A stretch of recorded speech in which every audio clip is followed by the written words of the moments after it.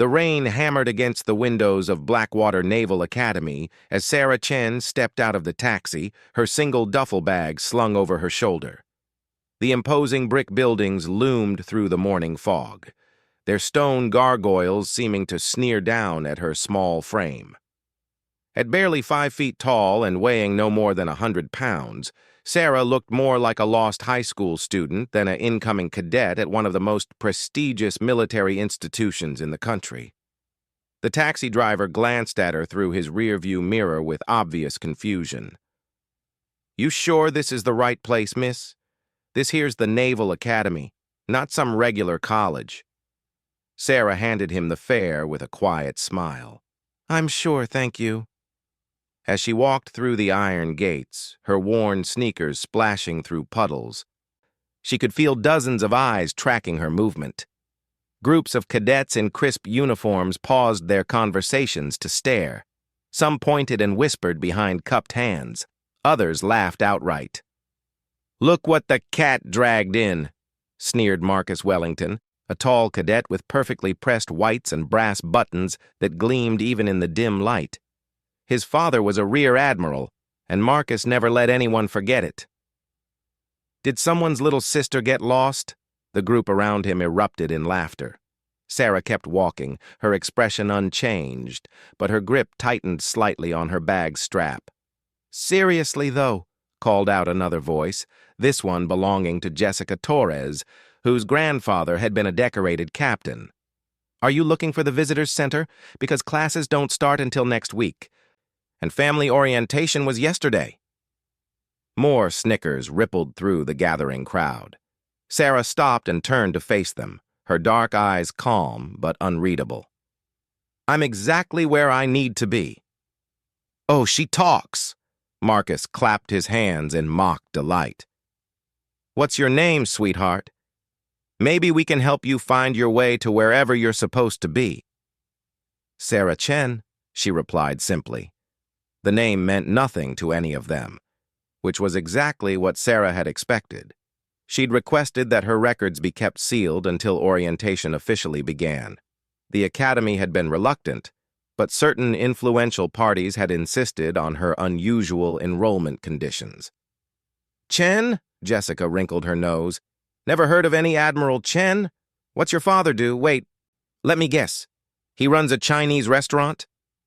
The racist jab hit its mark among the crowd, drawing uncomfortable laughter from some and approving nods from others. Sarah's jaw tightened almost imperceptibly, but she maintained her composure. "My family background isn't really your concern," Sarah said evenly. "Actually, it kind of is." Marcus stepped closer, using his height advantage to loom over her. "See, this academy has standards, tradition. We don't just let anyone walk through these gates. You need connections, recommendations, proof that you belong here. So I'll ask again. Who's your daddy?" The crowd pressed closer, sensing blood in the water. These were young people who had grown up in military families, who had been groomed from childhood to attend Blackwater. They saw Sarah's simple clothes, her lack of military bearing, her obvious outsider status, and they smelled weakness. "Maybe she's here on some kind of diversity program," suggested another cadet, a lanky boy named Thomas, whose family had produced 3 generations of naval officers. "You know how these places have quotas now." "Quota queen," someone muttered from the back of the crowd, and the phrase was picked up and repeated like a cruel chant. Sarah stood motionless in the center of the growing circle, rain dripping from her plain black hair. She looked young, vulnerable, completely out of place among these polished specimens of military breeding. But there was something in her stillness that should have given them pause, something in the way she held herself that spoke of hidden depths. "I think there's been a mistake," Jessica said with false concern. "This academy isn't for everyone. Maybe you should consider a nice community college instead, somewhere more suitable." "Or a coding boot camp," Marcus added with a grin. "I hear that's very popular with your people." The casual racism drew more nervous laughter. Sarah's hands remained at her sides, but those who looked closely might have noticed the slight tension in her shoulders, the way her breathing had become more controlled. "Are you finished?" Sarah asked quietly. "Finished?" Marcus laughed. "Honey, we haven't even started. See, this is how things work here. This academy has a reputation to maintain. We can't just let random people waltz in and lower our standards. So why don't you save yourself some embarrassment and call Mommy to come pick you up?" "I don't think she understands English very well," Thomas Stage whispered. "Maybe we need to speak slower." "Excuse me!" A commanding voice cut through the crowd like a blade. The cadets immediately stepped back and snapped to attention as Commander Roberts approached. He was a stern man in his 50s, with gray hair and cold blue eyes that missed nothing. Behind him walked a tall, elegant woman in civilian clothes, Dr. Catherine Wells, the Academy's deputy superintendent. "What exactly is going on here?" Commander Roberts demanded, his voice carrying the authority of 3 decades in the service. "Just welcoming a new visitor, sir," Marcus said carefully, his earlier bravado evaporating under the commander's glare. Dr. Wells stepped forward, her keen gaze taking in the scene with obvious disapproval. "Miss Chen, I presume?" "I'm Dr. Wells. We've been expecting you." The crowd murmured in confusion. Expecting her? How did the deputy superintendent know who she was? "Thank you for the welcome, Dr. Wells," Sarah replied, and for the first time there was a subtle edge to her voice that made several cadets shift uncomfortably. "I trust these cadets have been helpful," Dr. Wells continued, her tone making it clear that she'd overheard enough to understand exactly what had been happening. "Very enlightening," Sarah said simply. Commander Roberts scanned the crowd with obvious displeasure. "Don't you all have something better to do than harassing incoming students? I suggest you find it quickly." The group began to disperse reluctantly, but Marcus couldn't resist one final shot. "See you around, Quota Queen," he muttered under his breath. Sarah turned to look at him directly, for the first time since the encounter began. When their eyes met, something passed between them that made Marcus take an involuntary step backward. There was no fear in Sarah's gaze, no hurt from the insults that had been hurled at her. Instead, there was something far more unsettling, a quiet confidence that suggested she knew something they didn't. "I'm sure you will," Sarah replied softly, and somehow those 4 words carried more weight than all of Marcus's bluster combined. As the crowd finally dispersed, Dr. Wells placed a gentle hand on Sarah's shoulder. "I apologize for that display. The Academy prides itself on honor and respect, and what just happened fell far short of our standards." "It's fine," Sarah said, shouldering her duffel bag once more. "I've dealt with worse." Commander Roberts raised an eyebrow at that comment but said nothing. Instead, he gestured toward the main building. "Shall we get you settled in? Your quarters have been prepared, and there are several people eager to meet you." As they walked away, Sarah could feel eyes still watching her from windows and doorways. The whispers would continue, she knew. The speculation would grow. For now, she was just the strange little girl who had somehow talked her way into Blackwater Naval Academy. But that would change very soon. Dr. Wells glanced at her as they climbed the steps to the administration building. "Are you ready for what comes next?" Sarah's lips curved in the faintest hint of a smile. "I've been ready for a very long time." Behind them, in the gathering shadows of the courtyard, Marcus Wellington stood with his friends, still trying to shake off the strange feeling that Sarah Chen's final look had given him. He didn't yet understand what he'd just witnessed, but somewhere deep in his subconscious, an alarm bell was ringing. Something about the new girl wasn't what it seemed, and Marcus was beginning to suspect that he and his friends had just made a very serious mistake. The next morning dawned crisp and clear, the storm having washed away the previous day's gloom. Sarah Chen stood in line for breakfast with the other new arrivals, her academy-issued uniform hanging slightly loose on her small frame. The dining hall buzzed with conversation as cadets reunited after summer break and newcomers tried to find their footing in the rigid hierarchy of military school life.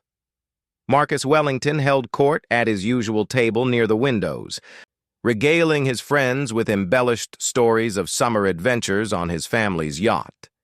But his eyes kept drifting to the slight figure standing quietly in the food line, and each time they did, that strange unease from yesterday crept back into his chest. "Still thinking about yesterday?" Jessica Torres asked, following his gaze. "Honestly, Marcus, you're giving that girl way too much attention. She's probably just some senator's daughter who pulled strings to get in here. You know how these political appointments work." "Maybe," Marcus muttered. But something about that explanation didn't sit right with him. Political appointees usually came in swaggering, name-dropping their connections and demanding special treatment. Sarah Chen had done none of those things. The morning passed without incident through basic orientation sessions and uniform fittings. Sarah participated when required but otherwise kept to herself, speaking only when directly addressed. She took careful notes during lectures and asked no questions, giving the impression of someone trying very hard not to draw attention. It wasn't until the afternoon navigation exercise that things began to change. Commander Roberts stood before the assembled first-year cadets in classroom Alpha 7, a detailed maritime chart spread across the electronic display behind him. "Today, we'll be covering basic coastal navigation principles. This is fundamental knowledge that every officer must master before advancing to more complex nautical sciences." He gestured to the chart showing a section of the Atlantic coast dotted with islands, depth markings, and navigation hazards. "Miss Torres, perhaps you'd like to start us off. Can you identify the meaning of this symbol here?" Jessica stood confidently and studied the display. "That's a lighthouse beacon, sir. Probably automated given the notation." "Correct. Mr. Wellington, what about this marking?" Marcus rose and squinted at the chart. "Looks like a depth sounding, 37 fathoms." "Close, but those are feet, not fathoms. Pay attention to your units, cadet. Now then." Commander Roberts scanned the room, his eyes settling on Sarah, who sat quietly in the back row. "Miss Chen, this symbol here, what does it represent?" Sarah stood smoothly, her small hands clasped behind her back. She studied the chart for only a moment before responding. "That's a submerged obstruction, sir. Likely a wreck given the additional notation. Based on the surrounding depth soundings and the tidal indicators, I'd estimate it poses a hazard to vessels drawing more than 12 feet at mean low water." The room fell silent. Even Commander Roberts paused, his eyebrows rising slightly. "That's quite detailed, Miss Chen, and accurate. How did you determine the draft limitation?" Sarah's voice remained calm and professional. "The obstruction symbol shows a minimum depth of 14 feet at chart datum, but the tidal range indicators suggest a mean low water variance of approximately 2 feet. Basic safety margins would dictate avoiding the area with anything drawing more than 12 feet unless you had recent survey data." Commander Roberts nodded slowly. "Excellent analysis. Where did you learn to read charts with such precision?" "I've spent time on boats, sir." It was a simple answer that revealed nothing, but several cadets exchanged glances. Reading charts was one thing. Any weekend sailor could manage the basics. But the kind of instinctive analysis Sarah had just demonstrated suggested far more experience than a casual boater would possess. "Very well," Commander Roberts continued, clearly intrigued. "Let's try something more challenging. Mr. Davidson, you're the navigator aboard a destroyer approaching this harbor at night. Visibility is poor due to fog. What's your approach strategy?" Thomas Davidson stood nervously. He was a good student but lacked confidence in practical applications. Reduce speed, sir? Use radar to maintain position?" A start, but incomplete. "Miss Chen, your thoughts?" Sarah didn't hesitate this time. First, establish your position using GPS and cross-reference with radar bearings to known navigation aids. The lighthouse here would give you a good reference point, and this radio beacon would provide backup positioning data. Given the fog conditions, you'd want to establish a safety corridor well clear of these shoals to the northwest and this underwater cable area to the south. Approach speed should be dead slow, with constant depth soundings and radar sweeps. Most importantly, you'd coordinate with harbor control and any pilot services available. The silence stretched longer this time. That wasn't just textbook knowledge. That was the voice of someone who had actually stood on the bridge of a warship in challenging conditions.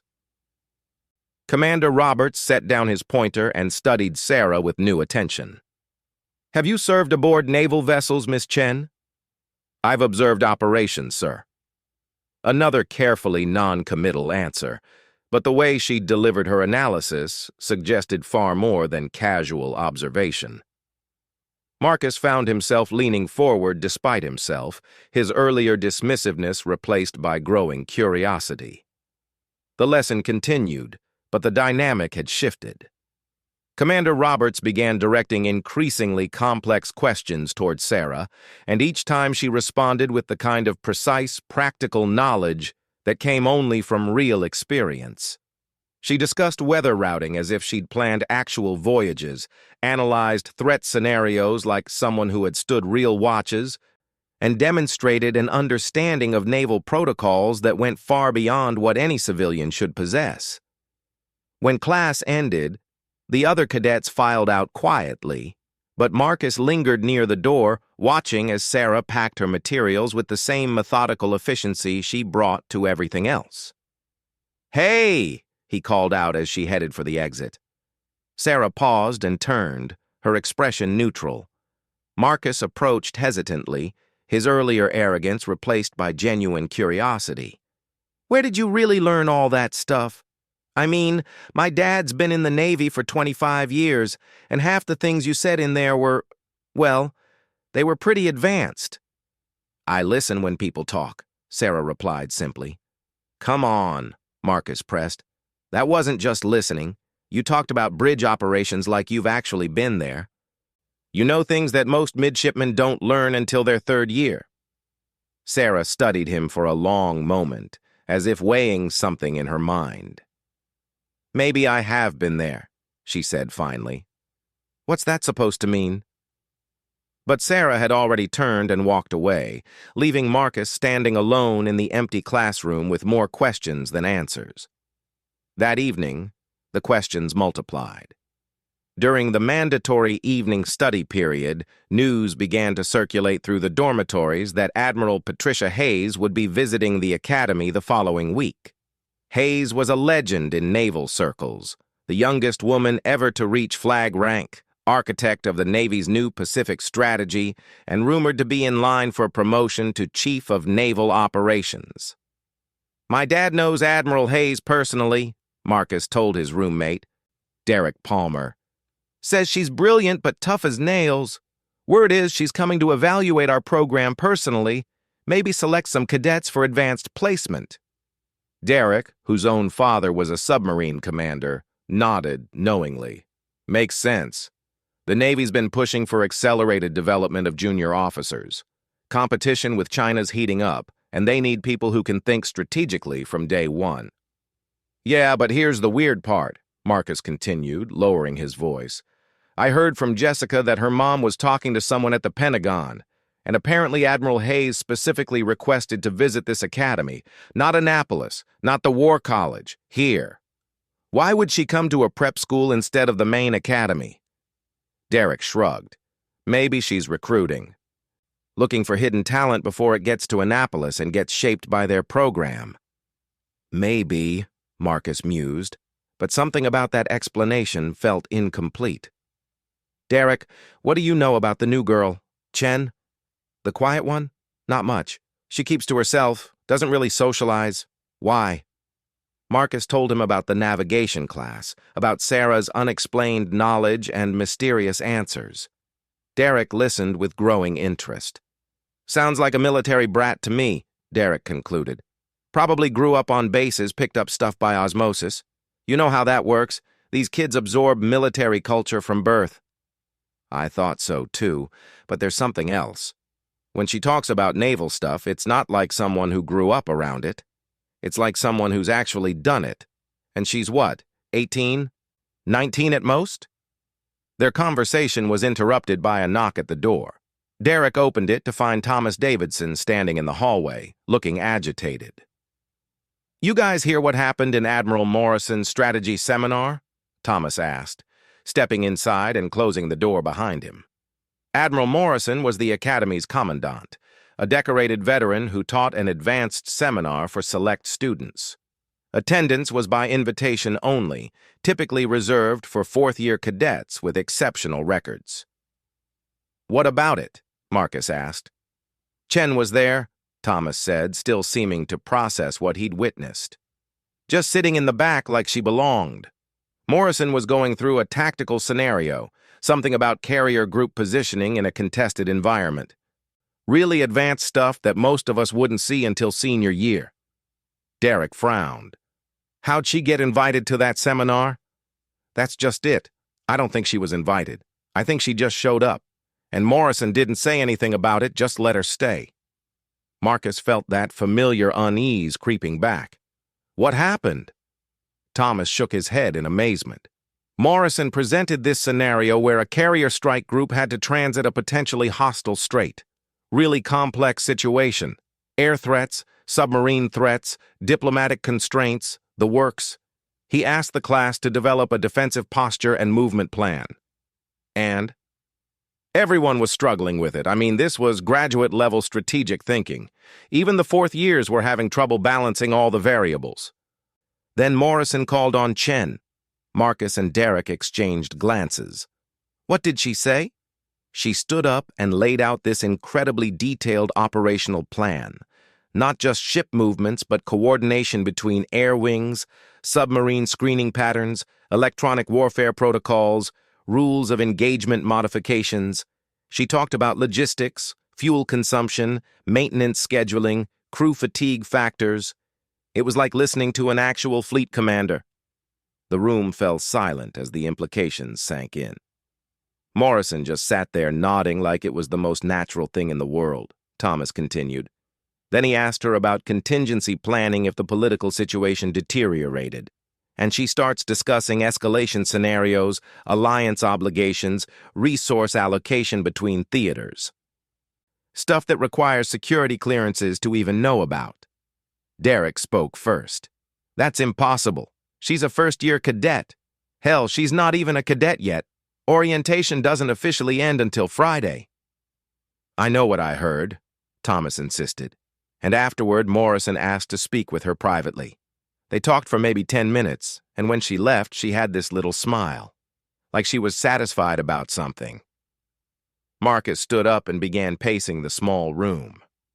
"This doesn't make sense. Who is she really?" "I've been thinking about that too," Thomas said. "So I did some digging. Checked the enrollment records, tried to find out more about her background. And that's the weird part. Her file is mostly classified. I could see her name, her acceptance status, and that's about it. Everything else, family background, previous education, recommendations, it's all redacted. I've never seen anything like it." Derek whistled low. "You need pretty serious pull to get that level of privacy protection." "Or serious reason to hide your identity," Marcus added grimly. The three young men sat in contemplative silence, each trying to piece together the growing puzzle of Sarah Chen. Outside their window, the academy grounds were quiet under the evening lights, but Marcus had the distinct feeling that tomorrow would bring more questions than answers. And somewhere in the dormitory building across the courtyard, Sarah Chen sat at her small desk, reviewing the day's events with the same methodical efficiency she brought to everything else. She had known this moment would come eventually, the moment when her carefully constructed cover would begin to show cracks. but she had hoped for a little more time to observe and assess before revealing her true purpose at Blackwater Naval Academy. Friday morning brought an electricity to Blackwater Naval Academy that everyone could feel. Admiral Patricia Hayes would arrive at 1400 hours for what the official schedule called a routine inspection and cadet evaluation. But rumors had been circulating all week about the real purpose of her visit, and speculation ran wild through the halls and dormitories.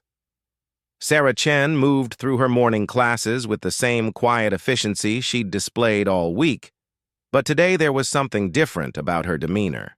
She seemed more alert, more focused, as if she were preparing for something important. Marcus Wellington had spent the better part of the week trying to solve the mystery of Sarah Chen. He'd attempted casual conversations, enlisted friends to approach her, even tried following her to see where she went during free periods. But Sarah remained an enigma, polite but distant, knowledgeable but secretive. "I'm telling you, there's something seriously weird about her," Marcus told Jessica as they walked to their military history class. "Yesterday I saw her reading a classified brief on Pacific Fleet operations. How does a first-year cadet even get access to that kind of material?"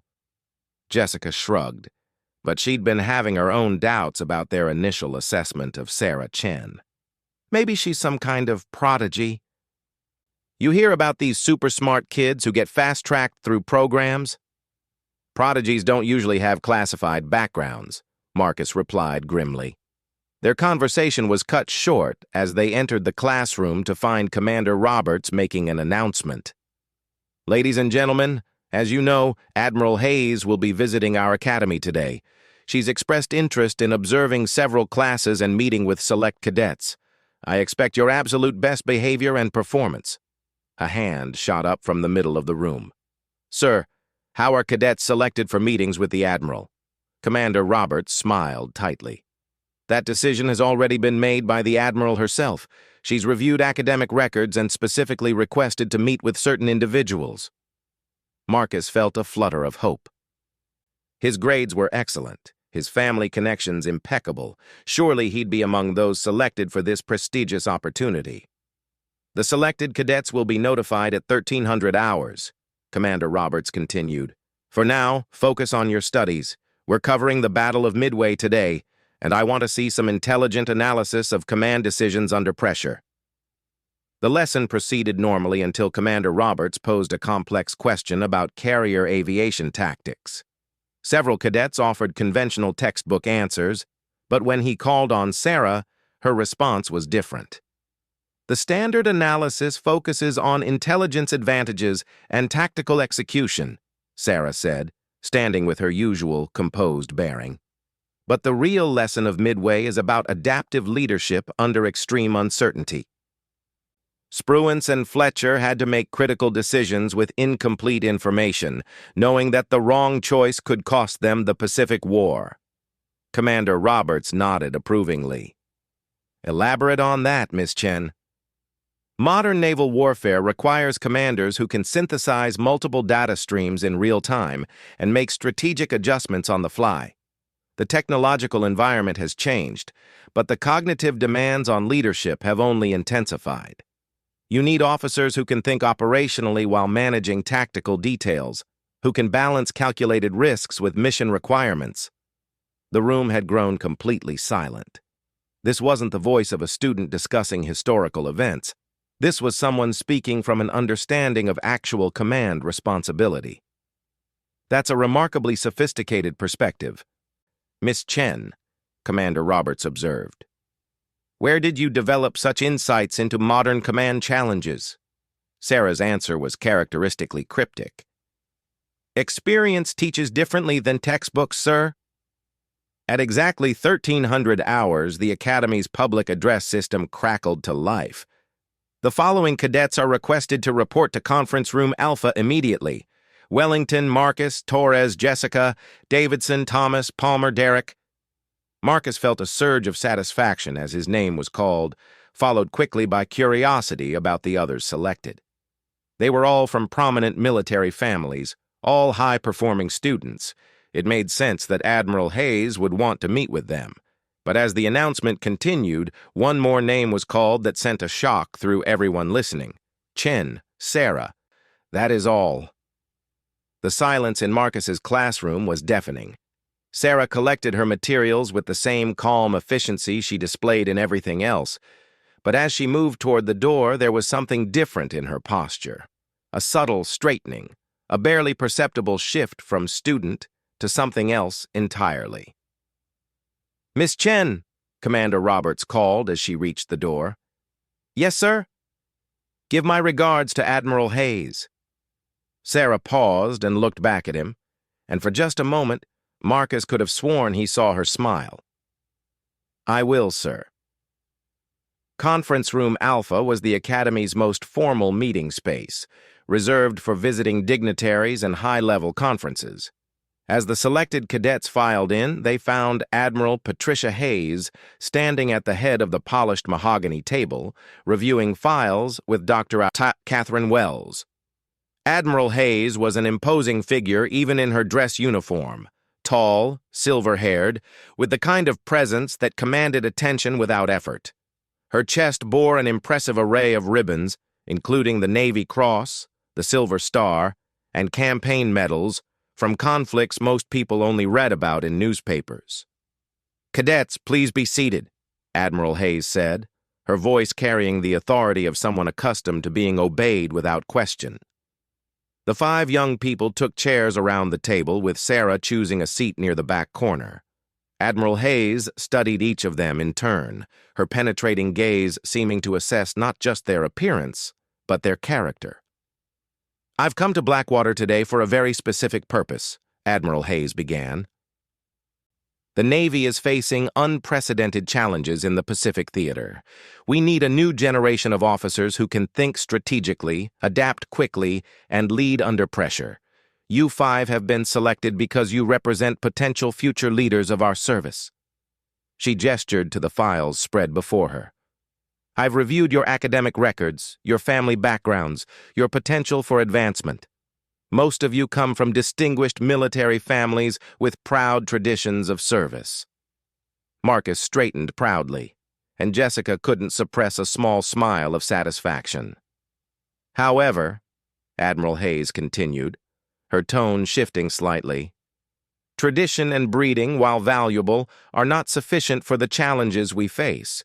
We need officers who understand modern warfare, not just intellectually, but viscerally. Who can make life-and-death decisions under extreme pressure? Who can command respect, not because of their family name, but because of their proven competence?" She moved away from the table and stood near the window overlooking the Academy grounds. "I'm going to ask each of you a question, and I want you to answer honestly.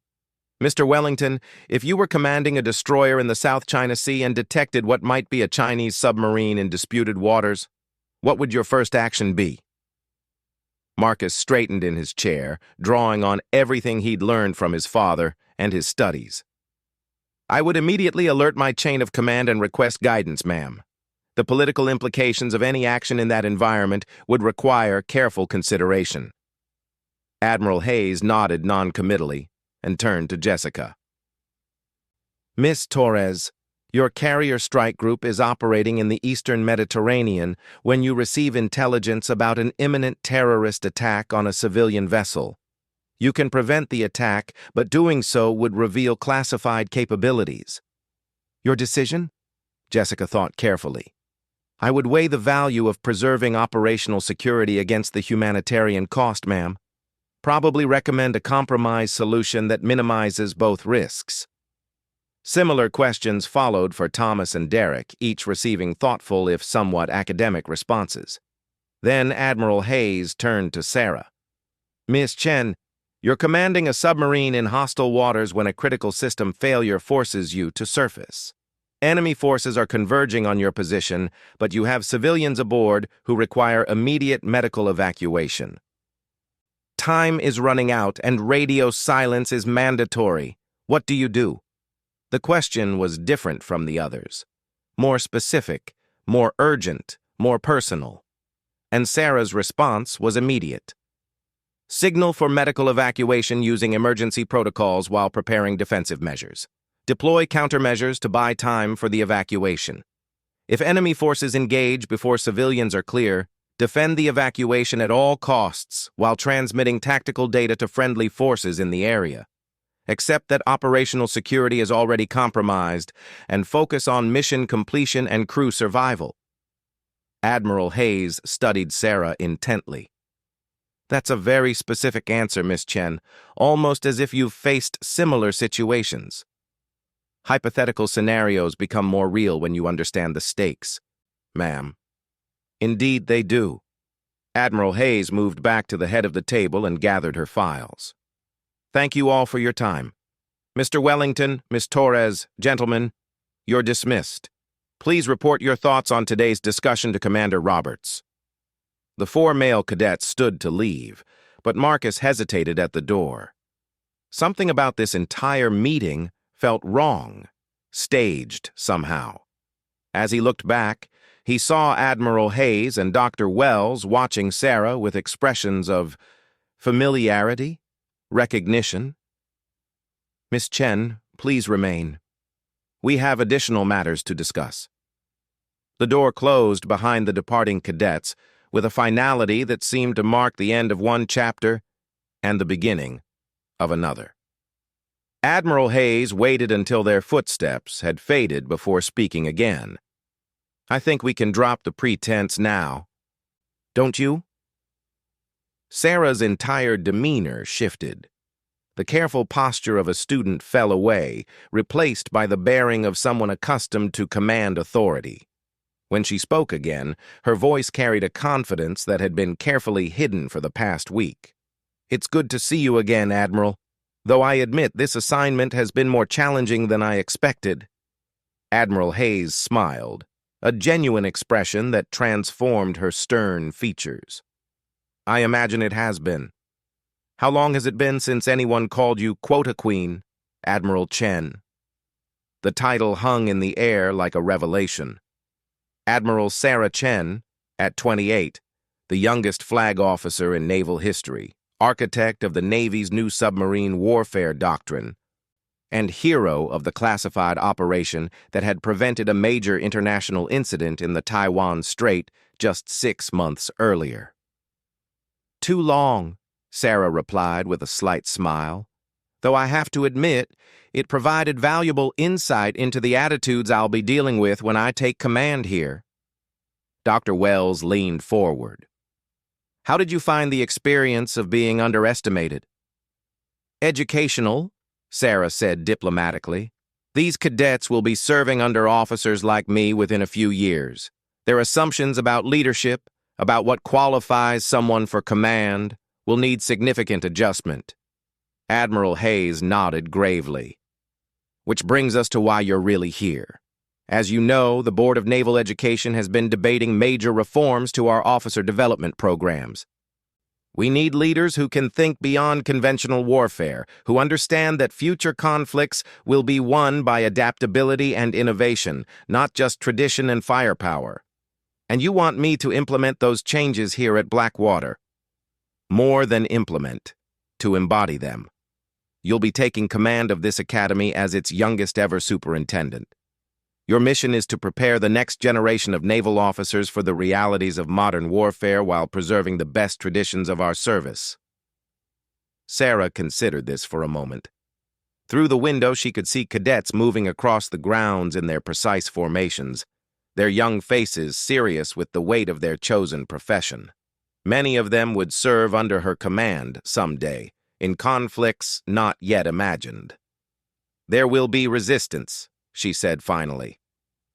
From faculty, from the cadets' families, from Congress, a 28-year-old female admiral taking over one of the Navy's most traditional institutions won't be an easy transition. No, Admiral Hayes agreed. It won't be. But that's exactly why it needs to happen. Change is never comfortable, Admiral, but it's always necessary. Sarah stood and moved to the window, watching as Marcus Wellington and his friends emerged from the building below. She could see them gesticulating animatedly, clearly discussing what had just transpired in the conference room. Soon enough, they would understand exactly how much their world was about to change. "When do I take command?" Sarah asked. "Monday morning. We'll make the official announcement this evening. Admiral Morrison will retire immediately, and you'll assume full authority over the Academy's operations." Sarah nodded slowly. "And my cover story?" Simple truth. Admiral Sarah Chen, decorated naval officer, taking command of Blackwater Naval Academy to implement crucial reforms in officer education. No need to mention that you've spent the last week as an undercover cadet. Dr. Wells smiled. "Though I suspect that revelation will provide some interesting teachable moments." As if on cue, the conference room door burst open and Marcus Wellington stumbled in, his face flushed with excitement and confusion. "Admiral Hayes, I'm sorry to interrupt, but I just realized the new girl, Chen, I think there's been some kind of mistake or security breach or—" His words died as he saw Sarah standing calmly by the window. No longer the uncertain cadet he'd been tormenting all week. "Mr. Wellington," Admiral Hayes said mildly, "I don't believe you've been properly introduced. This is Admiral Sarah Chen, your new Academy Superintendent." Marcus's mouth opened and closed several times without producing sound. Behind him, Jessica, Thomas, and Derek crowded into the doorway, their own faces showing various stages of shock and dawning realization. Sarah turned from the window and faced them with the same calm composure she'd maintained all week, but now there was no hiding the authority in her bearing, the confidence of someone who had commanded warships and made decisions that affected national security. "Good afternoon, cadets," she said pleasantly. "I believe we have some things to discuss about respect, assumptions, and what it truly means to serve with honor." The four young people stood frozen in the doorway, finally understanding that everything they thought they knew about their week, about their academy, and about themselves had just been turned upside down. And in that moment of stunned silence, Admiral Sarah Chen allowed herself a small, satisfied smile. The real education at Blackwater Naval Academy was about to begin.